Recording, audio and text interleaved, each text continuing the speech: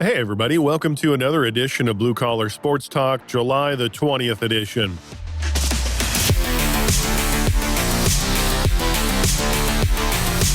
We have a little bit of Husker news for you.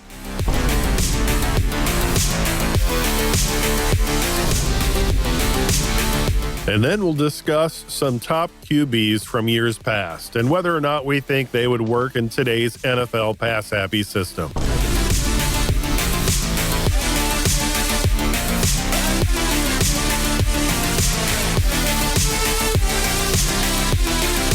And now here's our show.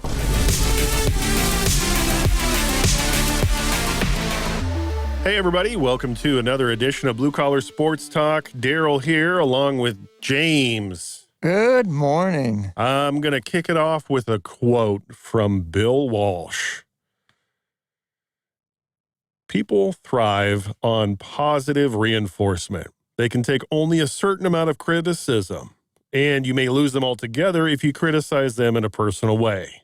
You can make a point without being personal. Don't insult or belittle your people. Instead of getting more out of them, you will get less. I wonder if the Giants ever heard that quote. We're going to do quarterbacks today, and we're going to go right back to the running back. And, watching the different shows and the talks about it, you can devalue the position you want. They know they still want it.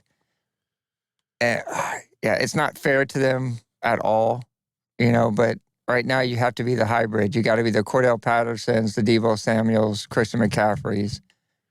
Yeah, there's two sides of that. It's business. We still have to utilize our money from the ownership standpoint to the best of our ability. And then the player. Well, I have to try to maximize my earning potential.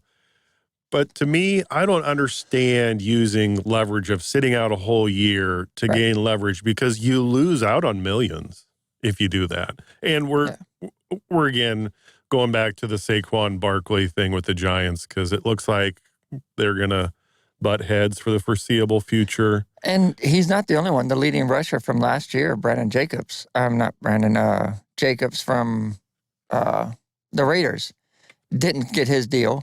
He's going to play on the franchise tag. I haven't heard if he's going to sit out, but leading rusher in the NFL, Raiders hadn't had a leading rusher since, by the way, Marcus Allen, if you guys remember him. Tony Pollard from the Cowboys hasn't signed his franchise tag either, so who knows? We'll jump over that topic here. We'll table it for maybe a day or two, and then Husker stuff. The Summer League kind of wrapped up, and we had 5 former players doing some hooping in the Summer League. Delano Batten, and he signed a 2-year contract with the Celtics after spending the last 2 seasons in Toronto.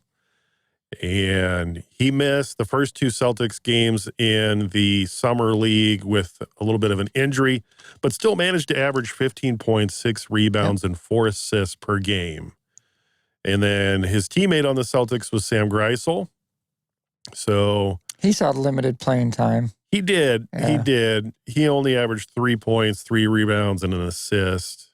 Yep. So he'll probably be there again next year. He's one of those guys just wasn't quite ready, but play the big dogs a little bit more, you'll get better. Isaiah Roby, he is now a Knick, and he had a bit of an ankle injury, but then played in 4 games for him, averaged 10 points, 50% shooting. Bryce McGowan's, he was with the Charlotte Hornets. He had a respectable 13-point average. And then his brother Trey with the Nets really didn't play a whole lot. Yeah. Averaged like 1.5 points at 50% shooting. Football fans, we're getting ever so closer to the Husker start of the season. Man, yeah. And the Nebraska Football Hall of Fame has announced their 2023 inductees. Some names you might remember. Troy Dumas, 1990s. He was an amazing linebacker from 91 to 94 for Coach Osborne. And Sam Cook, punter, 03 to 05. Oh, yeah, definitely. Seward native, so also a Nebraska native. Going way back, David Clark, defensive tackle from 78 to 80. Kyle Vandenbosch. Oh, heck yeah. Great defensive end from 97 to 2000 as an inductee, and then went on to the NFL. Taylor Martinez. All right, not to be confused with Adrian Martinez, but Taylor Martinez played from 2010 to 2013. He set a few records for Nebraska. In 2012, as a junior, was an All-Big Ten player. And he set a Nebraska season record that year with 3,890 yards of total offense and accounted for 33 touchdowns. And an offensive guard also made it. Spencer Long played 2011 to 2013. So, congratulations to the inductees to Nebraska Football Hall of Fame. That is awesome. Yeah. Yep. We mentioned last week we were going to talk about a fun category. And this is kind of just, hey, what if? What if we had a time machine? Oh, goodness. What if we had a time machine and we could bring some players back and... Or these players are like, what if I was born 20 years later? Yeah. Right. What if? What if all of these things could happen? So to segue into this, I have a Don Shula quote.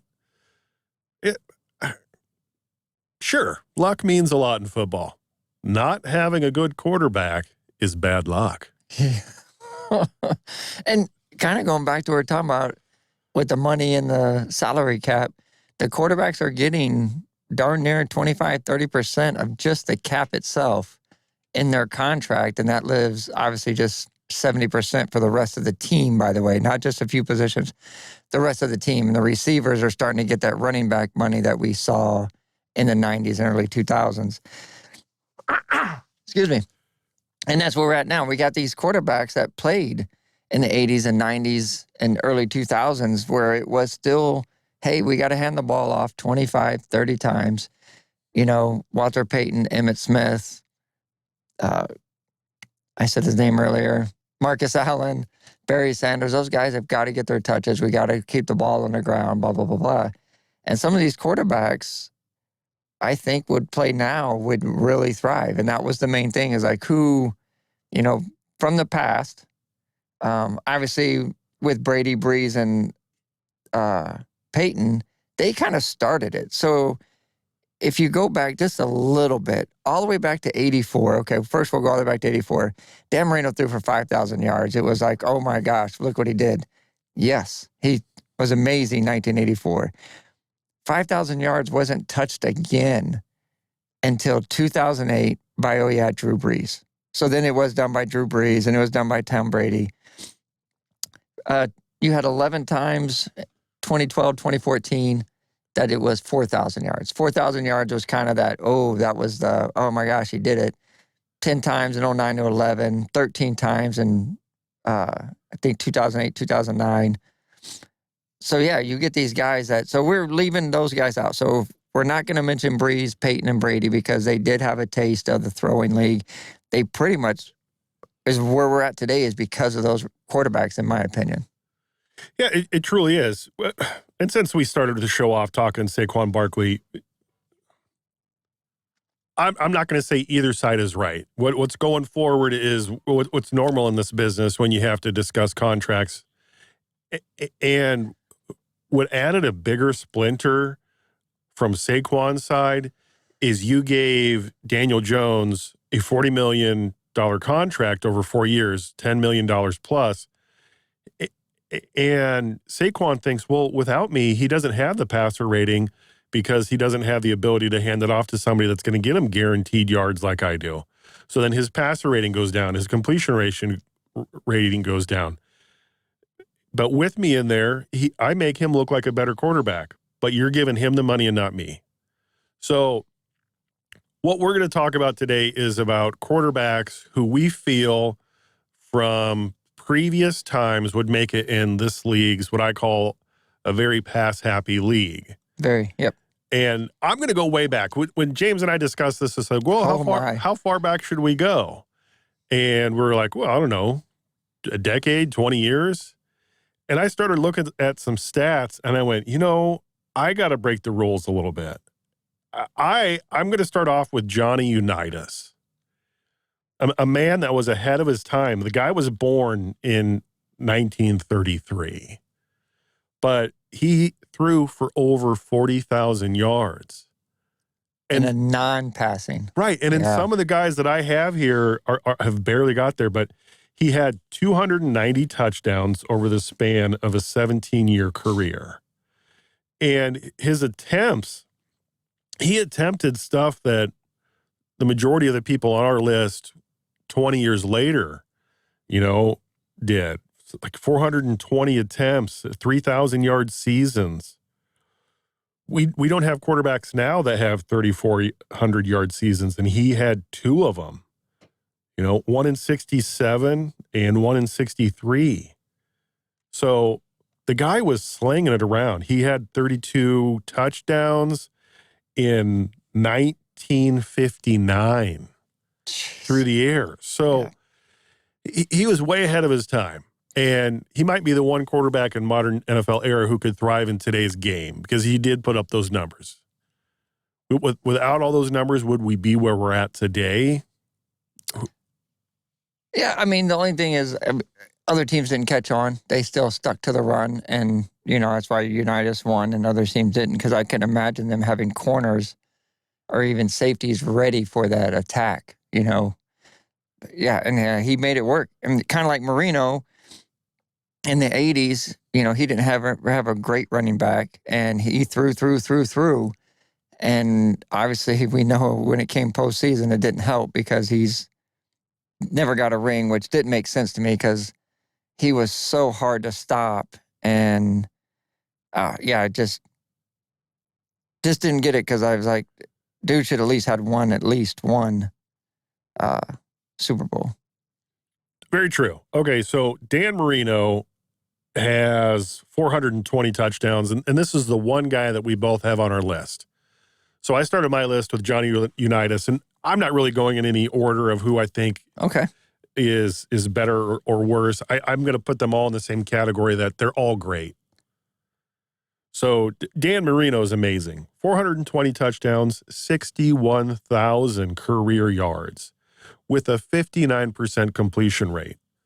That's nuts. Yeah. 59% completion rate with how many attempts? He attempted, over 8,000. Over 8,000 times he completed it. I'll round up 60%. Right. That's nuts. But you're right. So you mentioned he didn't have that running game to back it up. He didn't have the ability with his team to catch them off guard. He only passed. Yeah. I mean, he had a small play action. It was almost kind of like, we could say, I would, say like the Giants where they just don't run the ball. And that's my thing with Saquon. They just don't run the ball. Like I said, never even 20 carries the last 11 games. Marino, I don't think his back got more than 15 carries a game. And so the defense is like, we rather play the pass. And if you hand it off, we'll play it after that. But yeah, you have to keep the defense honest. You got to make the safeties cheat up. And a great running back would do that. He had great wide receivers. And, oh, man, the lightning release. He got rid of the ball. I mean, that was one of the things Marino, they talked about in his career was how fast the ball left his hands when he was ready to throw it. So I'm trying to bring up all of the running backs for the Miami Dolphins at that time. And from 83 to 99, that was Marino's career. So I should have prepared better to figure out who his other offensive weapons were. Right. He had Duper. I know the wide receiver Duper and Mark Duper, I believe his name was. Yep, Mark Super Duper. And then there's a guy on the other side. I remembered him, and I just really struggle with names for whatever reason. I do remember Matt Stafford, though. I was I made a mental note of remembering his name today. Not that he's definitely not on the list, but I remembered his name today. So. But yeah, I agree. Marino's, we shared his name, obviously, prolific passer. And I think the percentage is kind of different in today's game because back then there wasn't a check down. These days, the quarterback, it's all about, hey, just dump it out to the running back, get what you can. There's a safety valve, there's a slot guy. In our list, I couldn't imagine what these guys would have done with a slot guy, a true slot receiver, that did the Julian Edelman underneath, moving the receivers down. I mean, how many times did Jerry Rice ever line up in the slot? Mark Duper, when did he ever line up in the slot besides going outside, taking his man one-on-one? So from 85 to 1989, Lorenzo Hampton was in the Dolphins' backfield, and this is over a 4-year period. In 4 years, it took him to get to 1,900 yards. Jeez. So 4 years. Yeah. It took him to get to 1,900 yards. That's under 500 yards a season. Bernie Parmalee. Yeah. So from at the end of his career, in 6 years, he ran for 1,900 yards. So I bring this up because this is the amount of times that they handed the ball off to these guys. Right. Andra Franklin, who was a Nebraska guy, he was a fullback, and from 81 to 84, so 2 of those years while Marino was there, he rushed for 2,200 yards. Mark Higgs was a running back from 90 to 94 for the Dolphins. So for 4 years, he rushed for 2,600 yards. So 4 years. All right. And I'm bringing this up because that was all they had. Yeah. Now you stick a Dan Marino with the current Chiefs. You stick a Dan Marino with, the Giants. They have a running back. With the Cowboys. How many yards would he have gotten? How many Super Bowl rings? You put Dan Marino with the Vikings. Last year with Thielen. Last year with Dalvin Cook, who was healthy. What would he have done? Yeah. And he probably wouldn't even need to throw for 4,500 yards. I mean, he would have. But yeah, with Thielen, Hockland, Jefferson, and then, by the way, Dalvin Cook, who can get him 80, 90, 100 yards in a game. And when the defense is it almost was like playing Peyton and Breeze. Well, we have to defend the pass, but it opened the run up for Kamara, Edgerrin James, Marshall Faulk. It opened the road up for them. Now, Brady, he never really had big rushers, but he had guys that got it done that would get 4 and 5 yards because they were playing the pass. So they went through. New England's probably the first one not to honor the running back or not to give them what they want.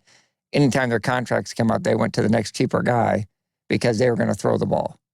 So, yeah, so you can kind of say Brady never had a true 1,500-yard back, which is true, but that was designed by their team to spread the money to the receivers and the quarterback, and they just needed a guy to move the chains in short yardage situations. Looking at Marino's stats, I found it interesting that the year he did the best, the absolute best, was his second year in the league. 48 touchdowns, 5,000 yards passing. Jeez. 64% completion rate. So 17 interceptions to that 48-yard TD. That's a heck of a ratio to be that efficient at not turning the ball over when you pass 500 plus times. Yeah. 500 plus times you've put it up in the air and walked away with only 17 picks. That's amazing. That's impressive. Very. Yeah, huge. All right. We share a name on our list. Another one. Yep. We share a couple names on our list. Go ahead. Who? To me, it was my number one guy. I did put mine in kind of an order, but go ahead. Yeah. Number one overall, I think would thrive the most would be Joe Montana, and it's just Joe. Again, he had Roger Craig in his backfield. He had Rathman in his backfield. Of course, you had Jerry Rice, so how do you not throw the ball to that guy? But to me, one of the true first ahead of his time guys. I mean, he played in arguably, like I said, it was the running league. He got the Bill Walsh offense, the West Coast thing coming up, 40,000 yards, 5,300 passing attempts, 273 touchdowns. So his passer rating overall was a 92.3, which was is unbelievable. Especially if you guys think about when we're talking about these quarterbacks that played, think of the pass interference and the touching rules that we have now, where you can barely blow on the guy without getting a whistle. And in the 90s and early 2000s, they were being mauled. So your receivers were fighting for position. These quarterbacks were trying to throw into windows that were not really open, because the defender had the advantage. NFL obviously knew we got to raise score and we got to stop touching the receivers. And now you get the rules. Think of Montana, Dan Marino and them, if they were throwing to these receivers that couldn't be touched after 5-7 yards down the line. Oh my goodness. That 40,000 yards, and if he plays the same amount of time in his career now, easily 55, 60,000 yards. So you mentioned some of the stuff that I was going to mention. Roger Craig, also former Husker, he had in his career 7,000 yards rushing. So that took pressure off of him. But also he was an amazing receiver out of the backfield for the guy. Yes. And Montana played from 79 to 94, played for the 49ers, obviously, but then also went on to KC, to the Chiefs. So the guy could get it done. And to play from 79 to 94 in a time when there wasn't as many roughing the passer calls. Yeah. He got beat up pretty good, I would say. He also had Ricky Waters in the backfield from time to time. Wendell Tyler is showing up in the backfield for him. So he not only had great receivers, he had great running backs, great fullbacks, and a great offensive line. And like you say, 40,000 yards, 293 total touchdowns, back-to-back MVP awards. 3 for 3 in the Super Bowl. 3 for 3 in the Super Bowl. And one of his most famous catches wasn't even in a Super Bowl, but was against our Cowboys. The catch, Dwight Clark, iconic touchdown they needed to go on to the Super Bowl. The guy was amazing. And it was, the passing of the torch. Dallas pretty much owned the 70s, getting a couple Super Bowls there. It was turning the tide in the 80s. They had a chance. They were really trying to hold on. They were going to be losing Staubach. It was about to take over with Danny White. And the 49ers came on scene on that game right there, and Dallas never really recovered for several years after. And then it was a flip. It was, when Dallas took over back in the 90s, it was almost like the same thing. The 49ers were like, yeah, we held the mantle for a while, but we're not going to be able to keep going, so here you go. So I'm also trying to bring up, during that time, his reception leaders. So Jerry Rice finished with 19,000 yards in his career. 19,000. Yeah. In a 9-passing league, and he was being mauled as he's running down the field. Yeah. Dwight Clark, 6,700 yards in the span between 79 to 87, and as a tight end. They listed him as a wide receiver on this, but I'll call him a tight end. The guy was amazing. Truly was. I have another 49ers on my list. I have Steve Young. And this guy came in after Montana. The 49ers sent Montana to the Chiefs. And they wanted to bring in a younger guy, and so they brought in Steve Young. Steve Young finished his career with stellar numbers as well. 232 touchdowns, 33,000 yards, with a completion rate of 64%, and he was in the league for 13 years. I think Steve Young would be an amazing passer in today's league. And the RPO, I think, would help him out in this league. He was one of the early mobile. He wasn't one of the ones that just took off today, but he definitely was able to get outside the pocket, made the bootleg very dangerous, very agile. So I would look at him more of a Dak Prescott kind of RPO where he's not going to pull it and run a whole lot, but you had to respect it. Yeah, I mean, he did have an up and down career. I mean, he had some years where he threw more interceptions than touchdowns. Now, part of that was the team he was with before he went to the 49ers. That team was so bad. Because he was with the Tampa Bay Buccaneers in 85 and 86. And in 86, he was on that scenario where Jameis Winston had more interceptions than touchdowns. Right. Because Steve Young had 13 interceptions and 8 touchdowns. So that brings me to another Bill Walsh quote. I've observed that if individuals who prevail in highly competitive environments have any one thing in common besides success, it is failure and their ability to overcome it. So Steve Young was implemented into a just horrible Tampa Bay Buccaneers offense at the time, unfortunately. Oh, everything about him was bad. Yeah, and he didn't let it bother him. Mm-mm. You know, he went to San Fran, and then in, I'll say, 94 was potentially his best year, throwing for 35 touchdowns, 3,900 yards. The previous year, 93, he had 29 touchdowns and 4,000 yards. To be mobile, to be a Mahomes, to extend the play, to be a Brett Favre, extend the play, to even Aaron Rodgers of this day, extend the play, get those receivers to come back or get open. It takes a lot to do that, and I think Steve Young would be very talented and be able to play for any team right now and be successful. Yeah, I can't disagree. I did have a different person. I didn't have Steve Young on my list.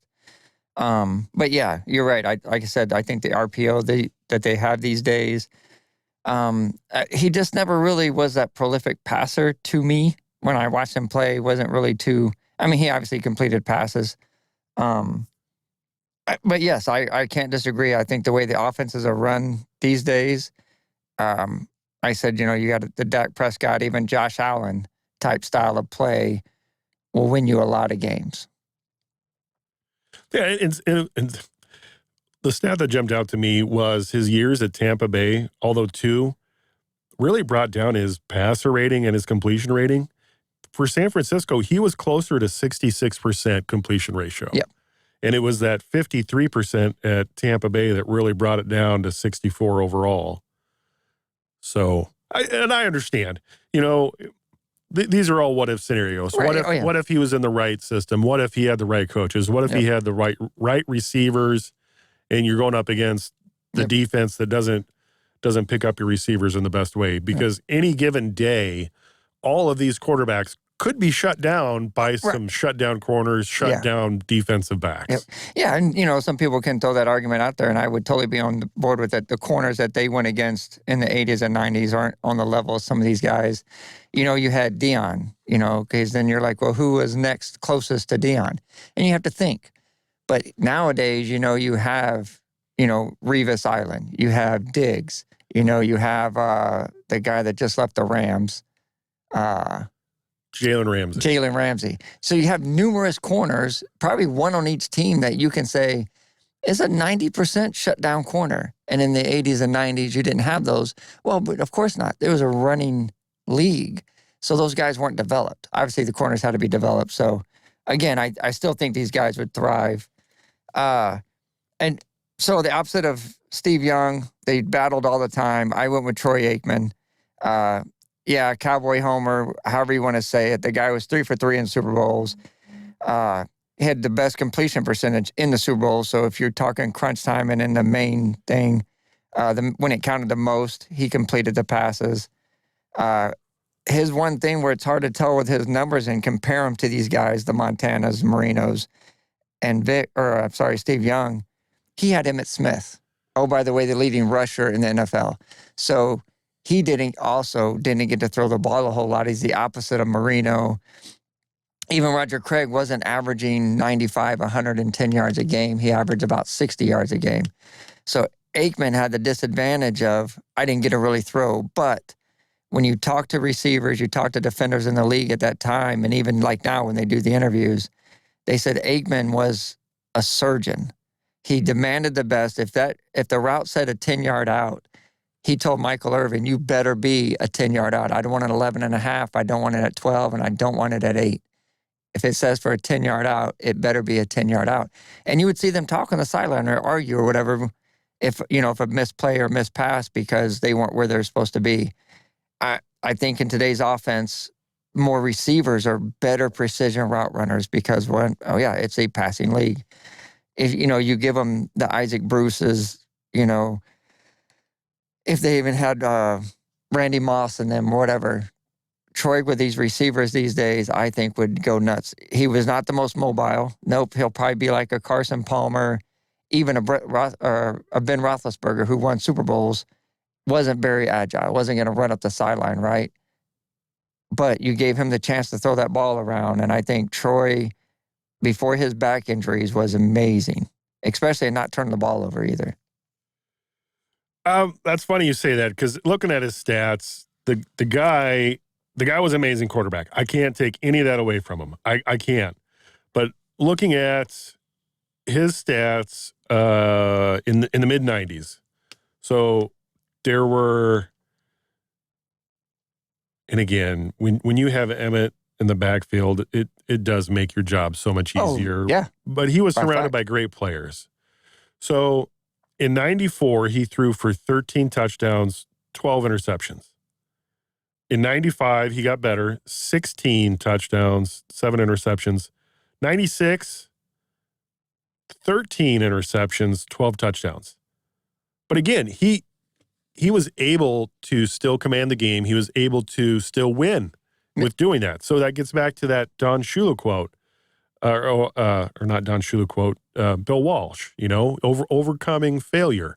So yeah, so you throw that pick, you forget about it, you go back out there, and that leads me to the Don Shula quote. The superior man blames himself. The inferior man blames others.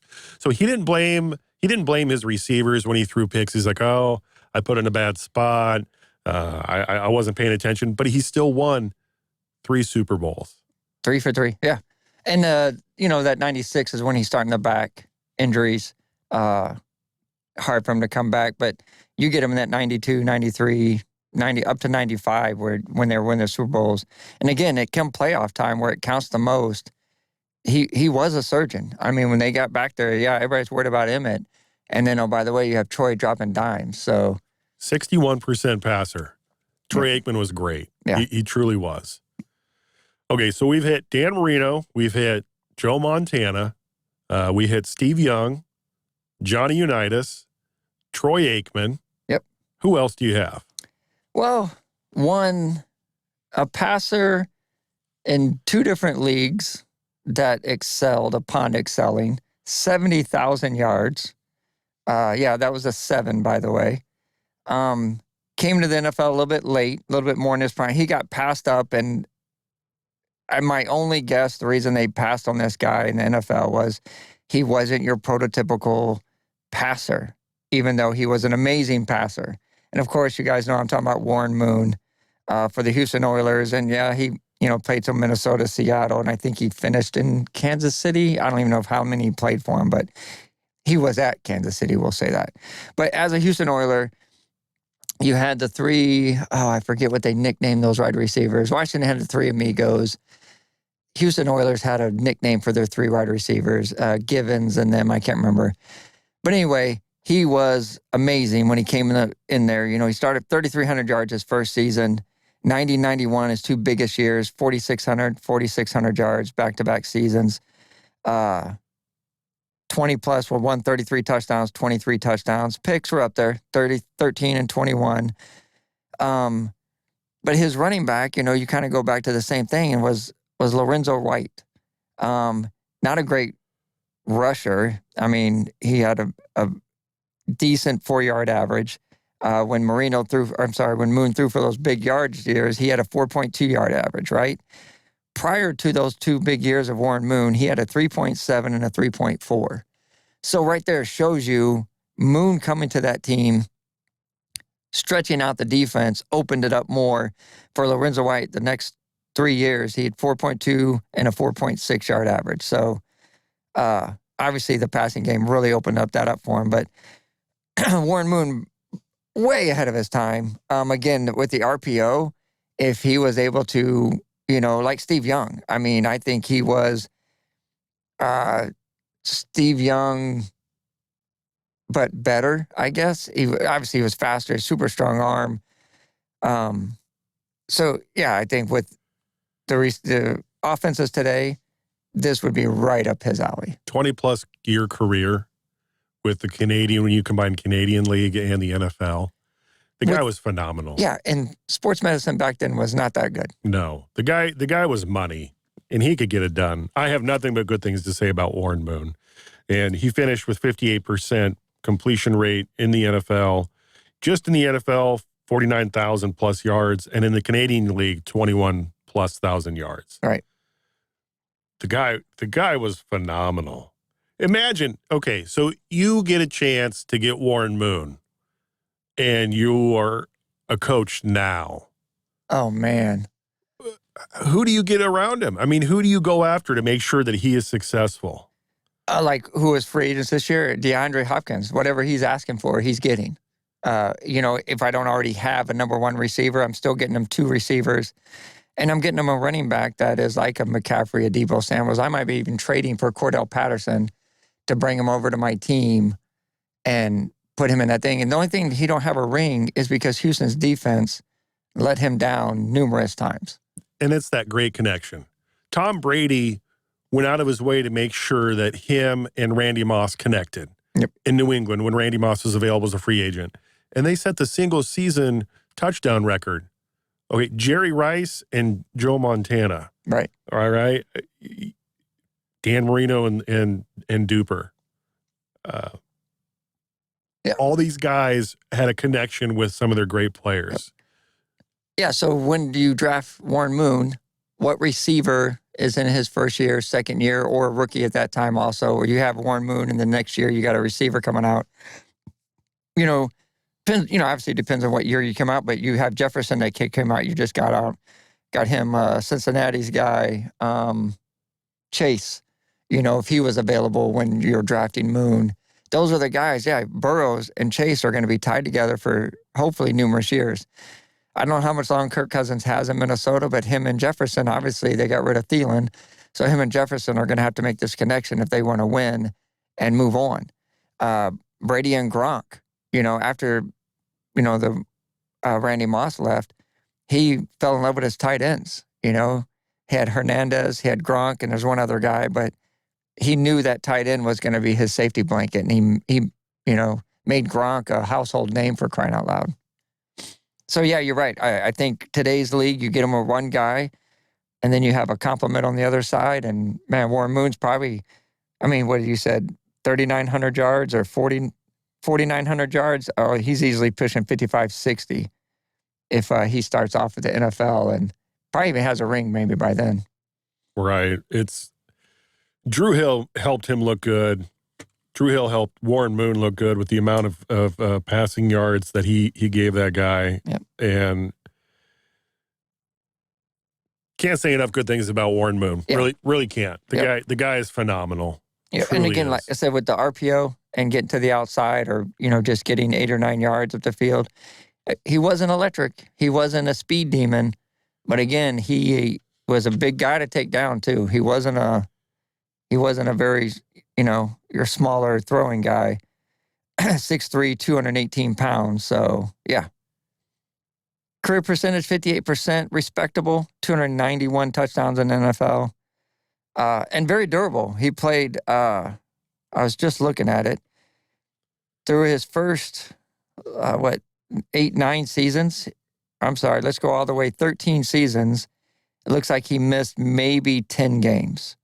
So then when he went to Minnesota in 96, it looks like he was either a backup or he was getting hurt, only played 8 games, 10 games. So, yeah, very durable, and that's what you want. You got to get him under center every day.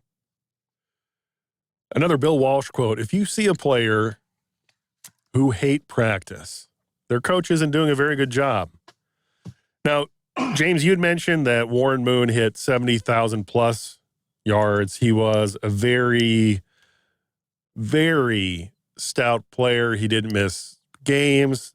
One other player that I found that comes close to those yards and that streak of not missing a game, Brett Favre. Kind of an Iron Man when it came to straight games. Fact. Set a record, NFL record, 321 straight games. Favre threw over 71,000 yards and over 500 touchdowns. He finished his career with 186 playoff victories. Like what? Yeah. Like how? Oh, this guy is crazy. Played into his 40s with the Vikings, kind of similar to what Moon did. Moon also played into his 40s to have that 20-plus year career. And I don't know if Favre is getting all the love that he used to get thanks to some trouble that he's gotten into lately. And when his name is brought up in the news, it's always about stuff that he's doing and maybe being investigated for. Right. But he also had a great backfield. He had great receivers. He had an amazing line at times, but he also could extend the play. There was times that they would have the clock on him and he would extend the play 3, 4, 5, 6, 7 seconds, running around all over the place. And, oh, by the way, didn't go upfield. He would run around in circles in the backfield because he's like, I am throwing this ball. I'm not running up or getting my 4 yards and out of bounds. Maybe that might have helped him a little bit more. He has the 1 Super Bowl ring. But, yeah, you're right. He, like Aaron Rodgers, he says, I'd rather dip around back here for a few extra seconds, get my guy open and throw it than run 5 or 6 yards. You know, I want the 20 yards instead of 6. Early in his career, there were broadcasters that said he wasn't going to go places. He had a weird throwing motion, and he threw too many times while not being on his feet.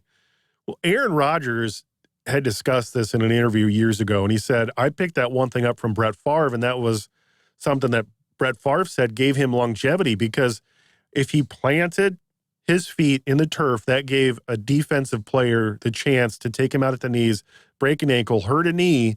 So he decided early in his career that if I can and I see a player coming, I'm going to jump a little bit, and that won't allow me to have those injuries on my ankles and my knees as much. Yep.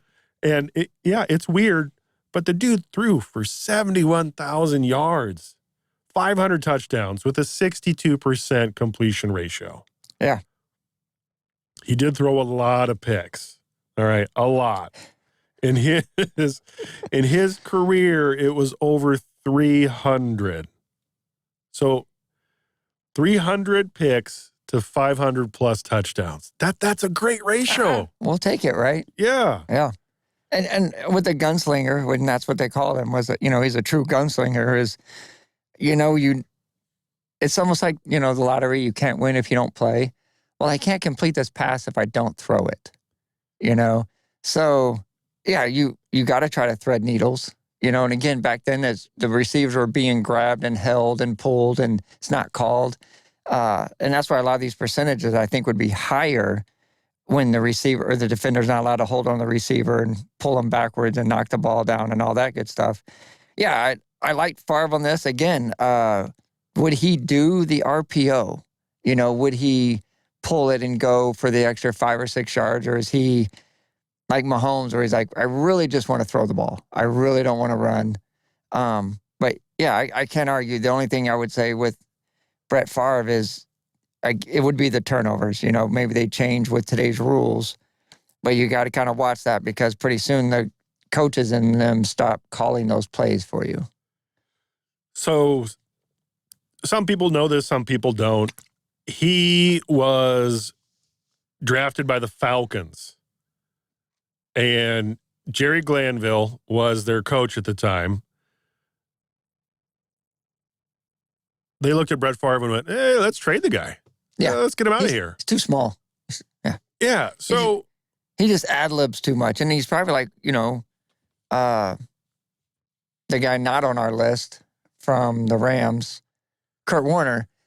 One of the things that hurt him early in his career to even get in there, he had to go through the Arena Bowl, is he was kind of ad-libbing. He didn't quite do the play the way the coach wanted. He kind of did his thing. Oh, by the way, it worked, obviously. Same with Brett Favre. If he didn't like, hey, number one option's right there. I don't like that coverage. I'm going to throw over here, or I'm going to run around in a circle and throw the ball. The coach is just stand in the pocket and throw the ball.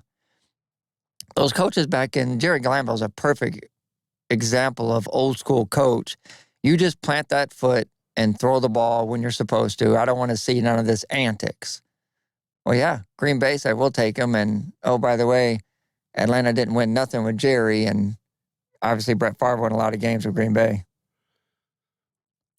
Sometimes it's time, place, circumstance. You're at the right time, the right place, under the right circumstances.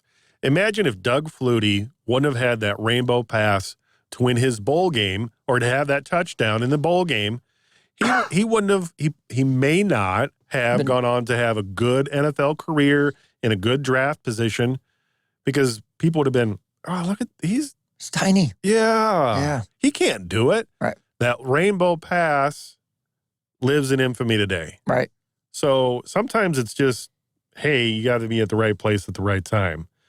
Now, these are just some of the names. I mean, there are other quarterbacks out there that we could have done, and these are just some of them. So James has one more. I'm just saying these aren't the ultimate. These aren't the best. Right. These aren't the greatest. These are just some of the ones that we think could do great in this culture that we have today. But if you try to come at me with Ryan Leaf or Boomer Esiason or something like that, I'm up for discussion, but you might better have a good sell on those guys. But yeah, you're right. There's really no wrong answer. This is what we look at. And mine's kind of like your Brett Favre. He's not that prolific passer. He didn't throw for a whole lot of yards, but he was an amazing talent. And I think, again, Lamar Jackson before Lamar Jackson, faster than Mahomes. I would say his speed's probably up there with Lamar Jackson. And of course, I'm talking about Michael Vick, who wasn't known to be a great passer. His first year in the league, with his career with Atlanta, he had 11,000 yards. And then he, of course, was suspended for a couple years, came back with Philly, had over almost 10,000 yards. The main thing to look at is he really didn't turn the ball over. As far as interception rates, because obviously he ran the ball a lot, he only threw double-digit interceptions. He had 18 and 14 touchdowns, interceptions. He had 12 and 10.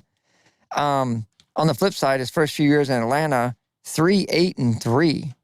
So looking at Michael Vick, and of course I'm going off of RPO this year, when you look at your Tennessee Titans, like I said, the Baltimore Ravens run it, Deshaun Watson running the ball as much as they do.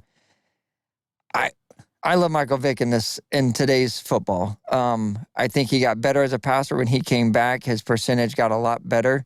He hit the 60s majority of the time. He finished around 59% with the Eagles, who we know doesn't have a whole lot of great wide receivers, but he won games for him.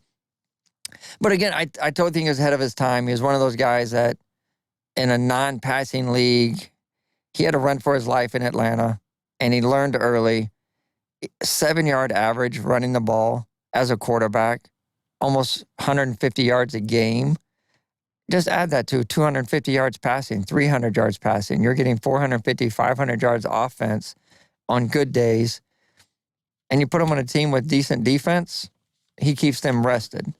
So, yeah, I dislike Michael Vick. Again, like I said, not a prolific passer, but in today's RPO league, you put him on a team, I don't know, pick one, put him with Saquon Barkley on the Giants. They're going to win a lot of games. It is. It's all about who you have with you, where you're at. If he wouldn't have had to have spent 2 years away from the game, who's to say what would have happened? Yep. And he even admitted when he came back and was going to Philly that when he was in Atlanta, he didn't watch game film. He didn't know how to read a defense. So in today's game, which that's, a key thing these days is reading the defense, you have a coach that gets with them and teaches them how to read the safety, the middle linebacker, and blah, blah, blah. Yeah, he could be a whole different prolific. He was so athletic and so good. He's like, I can just make this work. And he did. I mean, he won a lot of games in Atlanta. Sometimes it's the coach. Yep. You put a good guy with a guy like Steve Peterson, who's now coaching a great young quarterback. Look what he did in Philadelphia with quarterbacks that kept getting hurt and bringing in somebody else and still winning a Super Bowl. And now he's doing the same thing with Trevor Lawrence with the Jaguars. Sometimes it's not just the system, it's the guy who's willing to develop you and be like, hey, these are your strengths. This is what we're going to do. And in this day and age with this NFL, it's about win-win now. And you don't have a Steve Peterson with every team. So sometimes you have to rely on just doing it yourself. So some of these guys on both of our lists weren't just the quarterback. Right. They were more coached than anything. If the Dan Marinos, the Steve Youngs, the Joe Montanas, the Johnny Unitas's, the Michael Vicks, if they would have been put in a different system, they might have done completely different opposite careers. Right. Oh, yeah. Yeah, definitely. If you put Marino on the Niners, does he throw it that many times when you have Roger Craig Rathman in the backfield? Put him on a Tampa Bay Buccaneers with a horrible offensive line, and you have more sacks than touchdowns. Yep. Back then. Yeah. Yeah, it definitely depends on what situation you get in and then how you come out of it. Like Ryan Leaf, great quarterback coming out, Washington State, goes to San Diego, and he doesn't have a whole lot of coaching, a whole lot of building him up and going off of what's better for him. And obviously he was in and out of the league before people even realized it. And you had Peyton Manning at the same time drafted. Goes to a great coach with Tony Dungy in the Colts and has a great running back in Edgerrin James, Marvin Harrison, and them. And yeah, we already know Peyton threw the most interceptions ever his rookie year, but he didn't let it beat him. He came back, said, you know what? I am going to be good at this game. And obviously, he did.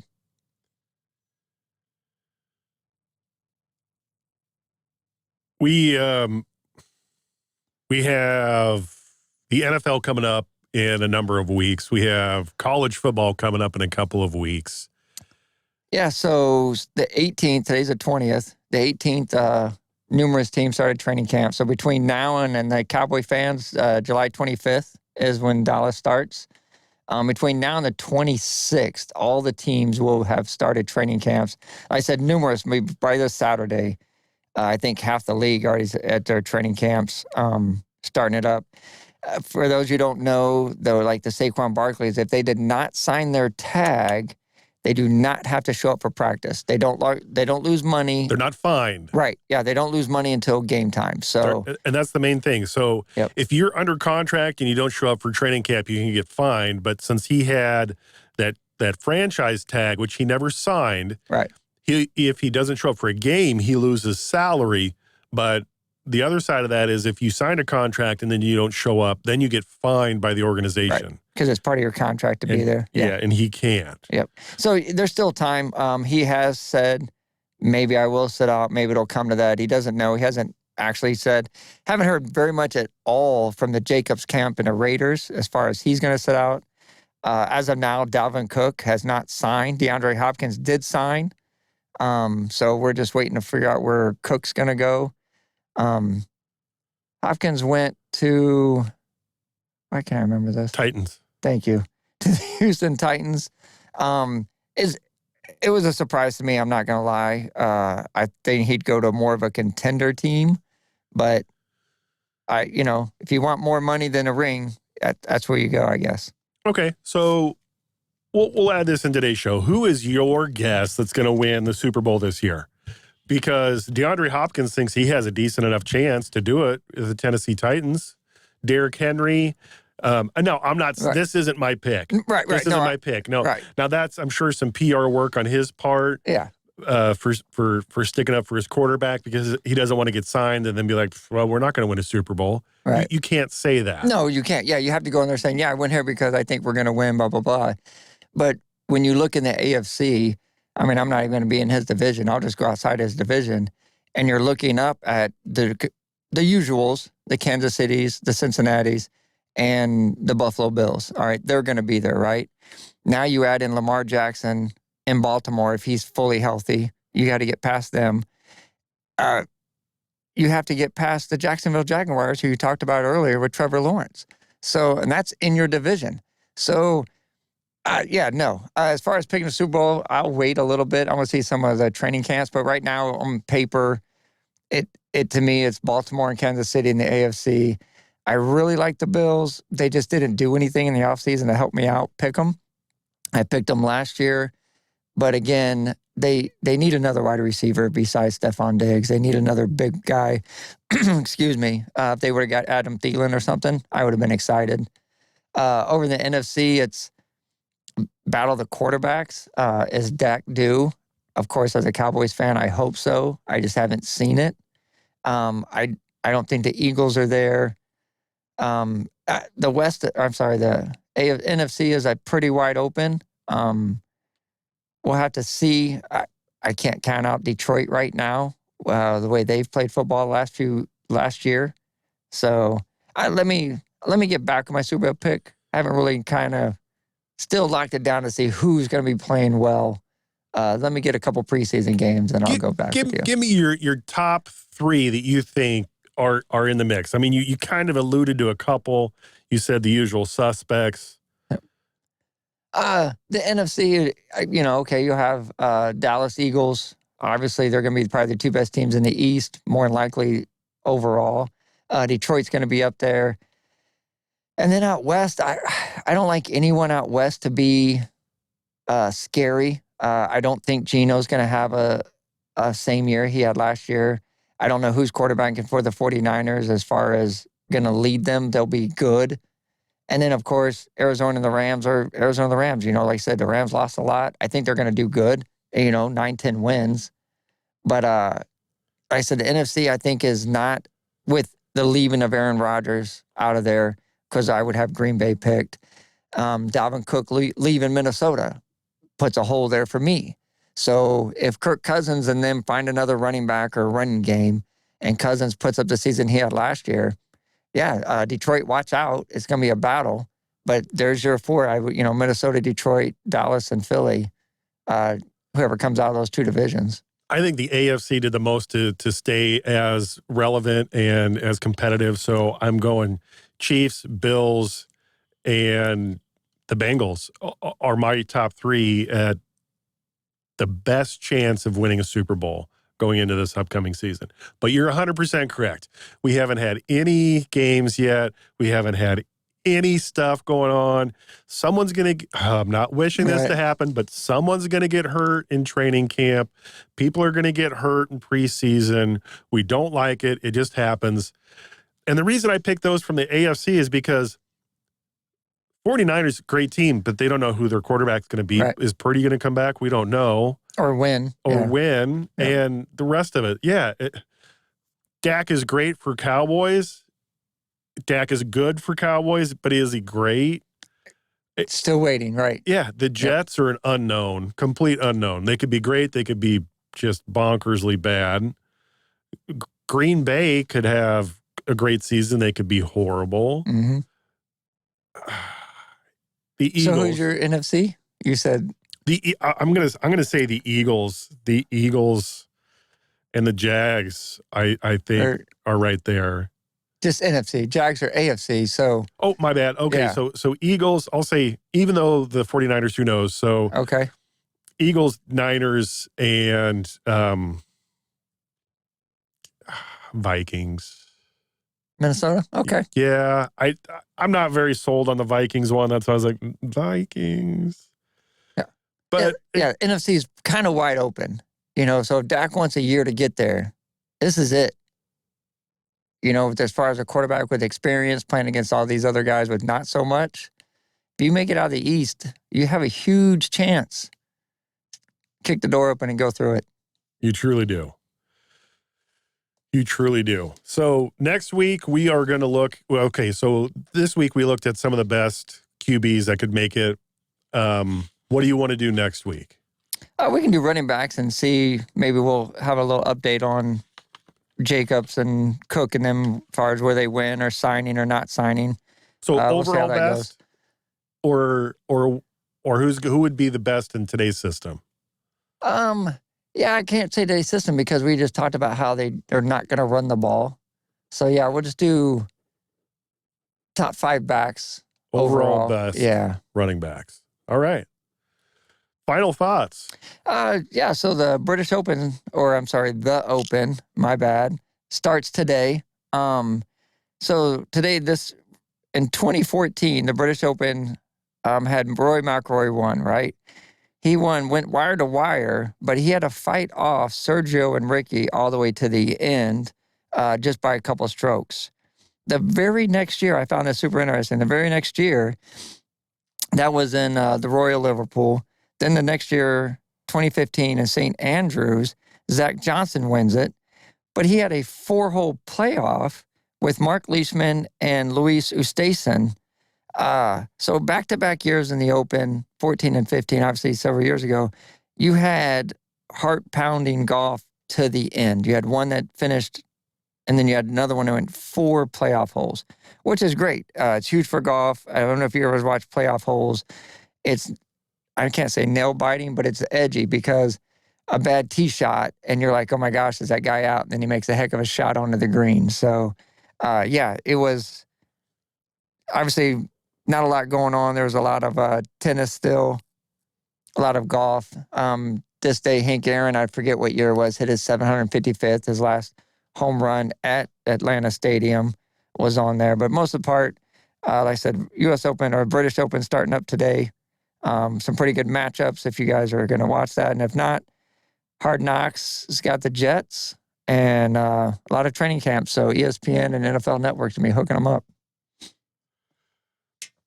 1965, July 20th, your New York Yankees. Your New York Yankees. Wow. Yep, I said it, the Yankees. The New York Yankees. Pitcher. You ready for this? Mel Stottlemyre. Yes. Hits a grand slam, but not a normal grand slam. No, it was inside. It's an inside the park grand slam. Yes, he did. That was my Today in Sports. Yeah. All right, ladies and gentlemen, thanks for listening. I'm Daryl. See ya. That was James. Go watch some sports.